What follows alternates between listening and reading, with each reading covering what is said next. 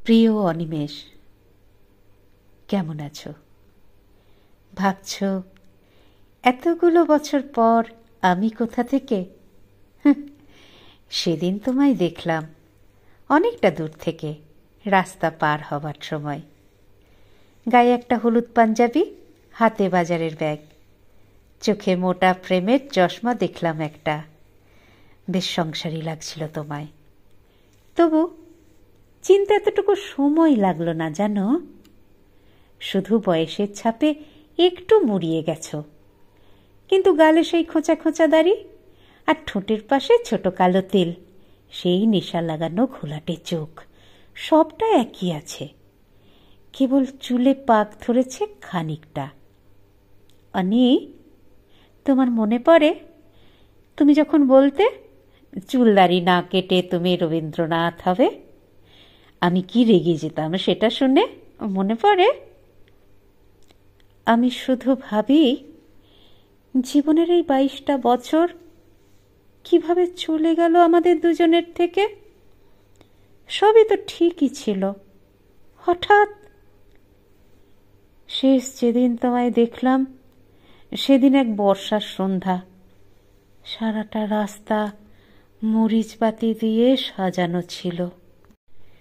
দুজনে মুখোমুখি দাঁড়িয়ে সেদিন সিদ্ধান্ত নিলাম আর একসাথে নয়।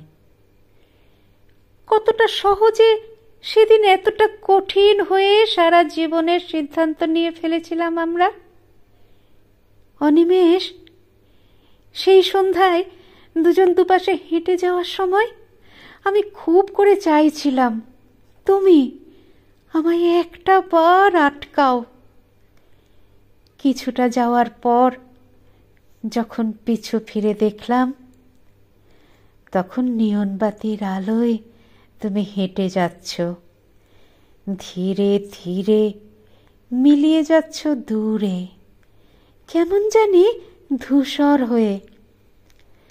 আকাশ ভেঙে খুব জোরে বৃষ্টি পড়েছিল সে রাতে।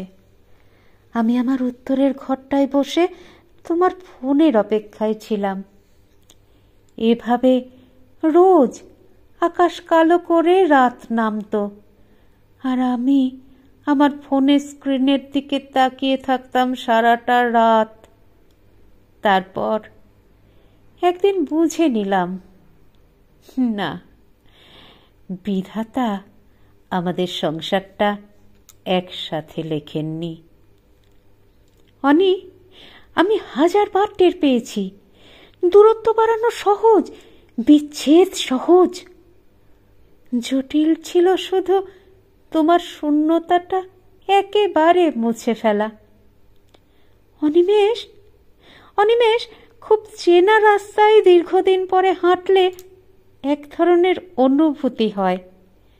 সেদিন রাস্তা পার হওয়ার সময় যখন তোমার মুখটা দেখলাম, মুহূর্তেই আমার সমস্ত অতীত চোখের সামনে ওলট পালট হয়ে গেল। সেদিন তোমায় একটু ছুঁয়ে দেখা হয়নি। 22টা বছর আমাদের এতটা দূরে সরিয়ে দিল কি করে অনিমেষ? মাঝে মাঝে ভীষণ ইচ্ছে হয় পুরাতনে ফিরে যাই।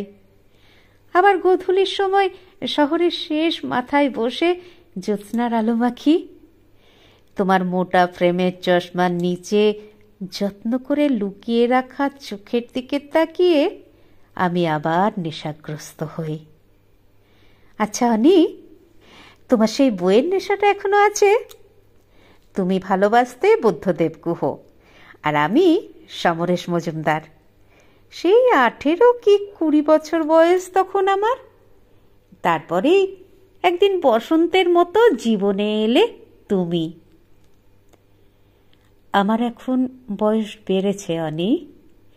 মুখে কোচকানো চামড়া, চোখের নিচে কালো দাগ, তলপেটের মেদ, মাথায় কমে যাওয়া চুল, শরীরে রোগের বাসা প্রতি মুহূর্তে মনে করিয়ে দেয় আমিও কতটা বুড়িয়ে গেছি বয়সের তুলনায়। সবাই আমায় সান্ত্বনা দেয়, কিন্তু আমার মন বলে আমি আর বেশি দিন নেই।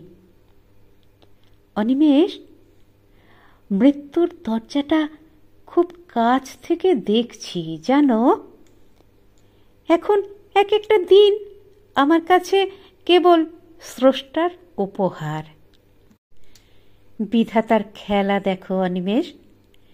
চলে যাওয়ার আগেই বোধহয় তোমায় দেখিয়ে দিলেন তিনি। অনি, অনি, আমরা এখনো এক শহরেই আছি, অথচ তাও কতটা ভীষণ দূরে, তাই না বলো? কতটা পথ হেঁটে গেলে তোমায় ছুঁতে পাবো তাও জানা নেই। অনি, তুমি ভালো থেকো, খুব ভালো থেকো। আর যদি কোনোদিন পারো এসে একবার ছুঁয়ে দিও আমায়।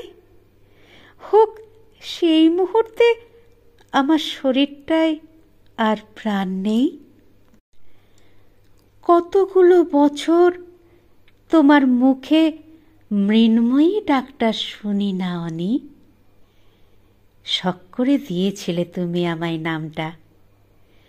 অনি, আবার একটা বার ডাকবে আমায় সেই নামটা ধরে?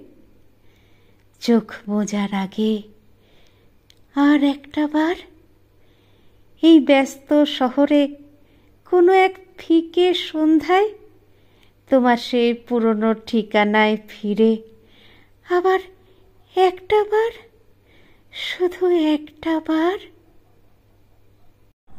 ইতি, তোমার মৃন্ময়ী।